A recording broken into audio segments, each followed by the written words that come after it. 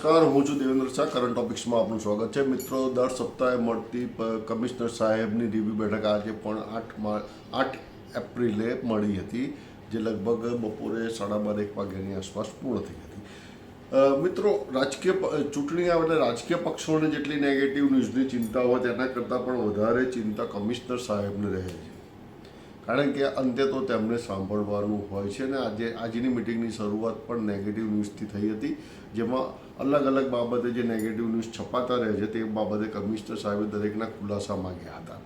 ખાસ કરીને પૂર્વ ઝોનમાંથી ફરિયાદો વધારે આવે છે તે અંગે ડેપ્યુટી કમિશનર, પૂર્વ ઝોનના ડેપ્યુટી કમિશનર વિપુલ ઠક્કરને પણ થોડા આડા હાથે લીધા હતા. જ્યારે આ ચર્ચા દરમિયાન મધ્ય ઝોનના ડેપ્યુટી કમિશનર રમ્યભાઈ ભટ્ટ સાહેબે એમ કહ્યું હતું કે સાહેબ, કેટલાક પેપરમાં પેલી વોટ્સઅપ પર સમસ્યાઓ મોકલવાની સુવિધા છે, તેથી ઘણી વખત આપણા માણસો કામ કરતા હોય તો પણ લોકો ફોટા મોકલી દે છે અને પછી એ છપાતા હોય છે કે જાહેર થતા હોય છે સોશિયલ મીડિયા પર, તો તેના કારણે પણ તે નેગેટિવ ન્યૂઝ બને છે. ત્યારે કમિશનર સાહેબે તેમને એમ કહ્યું હતું કે ભાઈ, તમે રહેવા દો, દરેક વખત એકના એક કારણ ના આપો, કારણ કે હેરિટેજ વોક દરમિયાન જ્યારે હું નીકળતો ત્યારે પણ સ્થિતિ ખરાબ હતી. અને અધિકારીઓને કમિશનર સાહેબે એમ પણ કીધું હતું કે તમારી પાસે પ્રોએક્ટિવ મેન્ટેનન્સ નથી, માત્ર ફરિયાદ એટેન્ડ થઈ હોય તેમ ના ચાલે, ફરિયાદ ફરીથી આવી પણ ન જોઈએ. આવી રીતે જે CCRSની વાત કરતાં કમિશનર સાહેબે કીધું કે એક વખત ફરિયાદ આવી, એટેન્ડ થઈ ગઈ, ક્લોઝ થઈ, બીજી વખત પછી તે જ સ્થળે બીજી વખત ફરિયાદ આવી, એટેન્ડ થઈ, ક્લોઝ થઈ, અને તે જ સ્થળે જો ત્રીજી વખત ફરિયાદ આવે અને ક્લોઝ થાય તો જે તે વોર્ડના અધિકારી કર્મચારી સામે પગલાં લો ને હાયર થ્રુ તેમને નોટિસ આપો. થોડા સમય પહેલાં પૂર્વ ઝોનમાં જુગાર રમતા કોર્પોરેશનની પ્રિમાઇસમાં જુગાર રમતા પકડાયા હતા, તે અંગે પણ વિપુલ ઠક્કર સામે કમિશનર નારાજગી દર્શાવી હતી અને પૂછ્યું હતું કે તમે શું પગલાં લીધા. ત્યારે વિપુલ ઠક્કરે, ડેપ્યુટી કમિશનર શ્રી વિપુલભાઈ ઠક્કરે એમ કહ્યું હતું કે સાહેબ, અમે FIR નોંધાવી છે ને, જે માણસ હતો તે એજન્સીનો માણસ હતો પટાવાળો, તેણે અમે બરતરફ કર્યો, સસ્પેન્ડ કર્યો છે. ત્યારે કમિશનર સાહેબે પૂછ્યું હતું કે ભાઈ, એજન્સી કઈ હતી? તેનો જવાબ ડેપ્યુટી કમિશનર શ્રી પાસે ન હતો, તેથી કમિશનર સાહેબ થોડા વધારે ગુસ્સે ભરાયા હોય તેવું લાગ્યું હતું અને એમ કહ્યું હતું કે એજન્સી સામે પણ પગલાં લો, કે જેથી કરીને ભવિષ્યમાં આ પ્રકારના માણસો મૂકવામાં ન આવે. આવું સ્પષ્ટ કમિશનર સાહેબે કહ્યું હતું. ત્યારબાદ આવ્યું હતું બગીચાનું. કેટલાક દિવસોથી બગીચાઓ માટે સુંદરવન, જ્યાં ઓક્સિજન સાનવી ઓક્સિજન પાર્ક છે, આ માટે સમાચાર છપાતા રહે છે.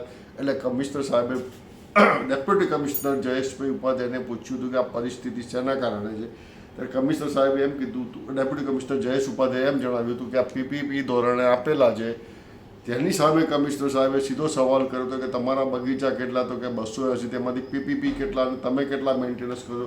તેના આંકડા પણ જયેશભાઈ ઉપાધ્યાય પાસે ન હતા. જ્યારે સાનવી પર જે ઓક્સિજન પાર્ક છે તે PPP ધોરણે આપેલો છે ને, ત્યારે જયેશભાઈએ એમ જણાવ્યું હતું કે અમે ઓલમોસ્ટ પગલાં લીધા છે.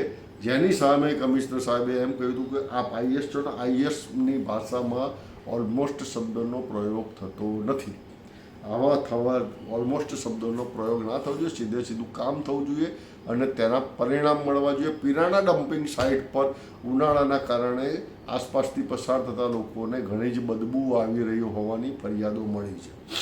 આ અંગે ડેપ્યુટી કમિશનર ઔરંગાબાદ કરીને પ્રશ્ન કર્યો હતો અને કમિશનર સાહેબે કહ્યું હતું કે મેં તમને આ અંગે EOI મંગાવવા માટે કહ્યું હતું, તેની સ્થિતિ શું છે? જ્યારે ઔરંગાબાદ સાહેબે એમ કહ્યું હતું કે સાહેબ, કોઈ પાર્ટી નથી મળી, પરંતુ કમિશનર સાહેબે ફરીથી કીધું તમે પ્રયત્ન તો કરો, કોઈક પાર્ટી તો આ પ્રકારના કામ કરતા હશે કે જેથી બદબૂ ના આવે અને નાગરિકોને તકલીફ ના થાય.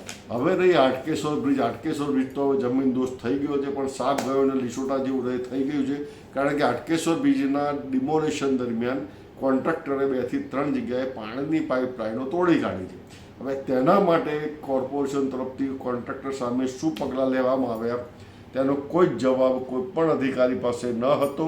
એટલે કમિશનર સાહેબે એમ કીધું કે આ અંગે તમે પેનલ્ટી ક્લોઝ રાખો છો કે કેમ, કે કોઈ SOP તૈયાર છે કે કેમ, કરી છે કે કેમ, તેના પણ જવાબ ન મળતા અંતે કમિશનર સાહેબે તેમના અંગત મદદનીશ શ્રી નૈનેશભાઈ દોશીને કહ્યું હતું કે આ 7 સુધી આ અંગે SOP તૈયાર કરો અને તેને પબ્લિશ પર એ પરિપત્ર જાહેર કરો અને તેને વેબસાઇટ પર મૂકો, જેથી આ SOP તૈયાર થઈ જાય.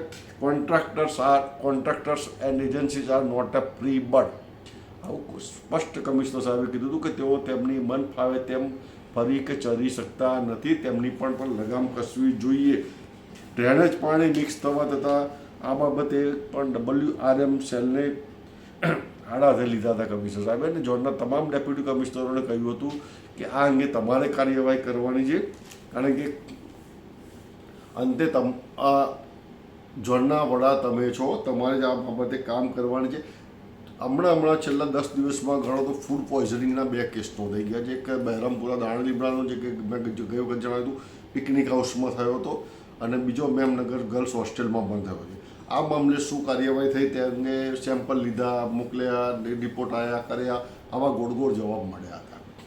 તેથી કમિશનર સાહેબે સ્પષ્ટ કહ્યું કે જે પણ કેટરર્સ છે તેની સામે કાર્યવાહી કરો, તેનું ધંધાનું, તેની સંસ્થાનું પ્રમાણપત્ર રદ કરો, અને ફરીથી તે કોઈ પણ સ્થળે ધંધો ના કરી શકે તે મુજબ પગલાં લો જે થવા જરૂરી છે, એમ કમિશનર સાહેબે સ્પષ્ટ આ લોકોને સૂચના આપી. મૂળ મુદ્દો ઉછળ્યો તો પછી VS સ્મશાનમાં ટોયલેટ અંગેની ઘણી ફરિયાદો ભૂતકાળમાં પણ થઈ છે, અને હજી પણ તેમાં કોઈ સુધારો થતો નથી. કમિશનર સાહેબે આ અંગે પ્રશ્ન કરતા ડેપ્યુટી કમિશનર ભરતભાઈ પરમાર સાહેબે જણાવ્યું કે સાહેબ અમે 2-3 વખત આ અંગે ટેન્ડર જાહેર કર્યા, પણ આ એક જ માત્ર કોન્ટ્રાક્ટર ટેન્ડર ભરી રહ્યા છે. ત્યારે કમિશનર સાહેબે એમ કહ્યું હતું કે આ કોન્ટ્રાક્ટરને તેની ટેન્ડર રકમ કરતાં પણ વધુ પેનલ્ટી કરો, જેથી ખબર પડે કે શું થાય છે. તેવી જ રીતે PPP ધોરણે જે પણ બગીચા, કોમ્યુનિટી હોલ, સ્મશાનો આપેલા છે તેનો રિપોર્ટ પણ 1 સપ્તાહમાં રજૂ કરવાનું કમિશનર સાહેબે તમામ અધિકારીઓને સ્પષ્ટ સૂચના આપી દીધી છે.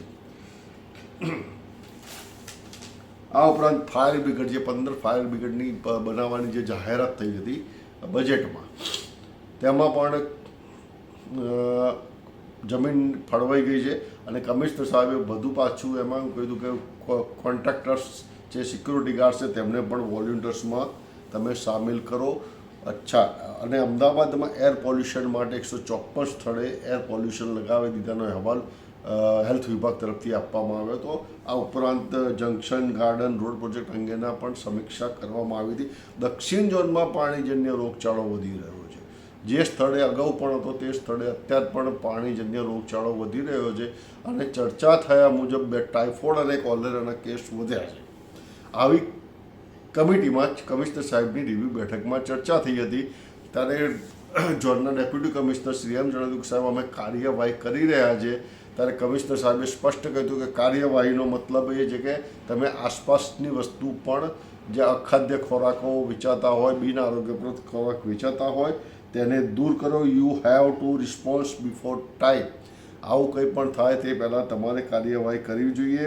કમિશનર સાહેબે ફરી એક વખત નાણાકીય પ્લાનિંગ અંગે ફાઇનાન્સ ડિપાર્ટમેન્ટને આડું ખરું ખોટું પાછું સંભળાયું હતું, અને ફરીથી એ જ અંગે થોડું બોલ્યા હતા.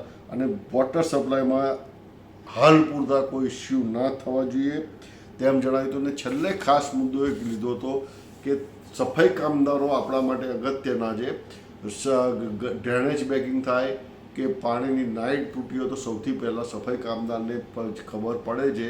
તેથી તમે સફાઈ કામદારને વિશ્વાસમાં લો, તેમની સાથે મિત્રતા કેળવો, તેમને રિવોર્ડ આપો, અને તેમની પાસે તેમને તમે વિશ્વાસમાં લઈને જ્યાં પણ ખાવ તૂટે તેના સમાચાર લો, તો તમારી 80% મુશ્કેલીઓ ત્યાં જ દૂર થઈ જશે. તમે જગ્યા પર જઈને તપાસ કરશો ત્યાં સુધી તમને ત્યાં શું થયું છે તેનો અહેવાલ પણ મળી રહેશે. આમ એકંદરે મિટિંગ શાંત રહી હતી. ખાસ ખાલી જયેશ ભાઈ ઉપાધ્યાય અને વિપુલભાઈ ઠક્કર સામે થોડુંક કમિશનર સાહેબે નારાજગી દર્શાવી હતી. ખાસ કરીને તો બગીચાઓ માટે લોટસ પાર્કને સહિત ઘણી બધી બાબતે બગીચાઓમાં મેન્ટેનન્સ નથી થતા, વૃક્ષારોપણનો ખ્યાલ નથી રાખવામાં આવતો, એવી ઘણી બધી બાબતે કમિશનર સાહેબે તેમને ખરા ખોટા સંભળાવ્યા હતા. આશા છે આ વિડીયો આપને પસંદ આવી હશે.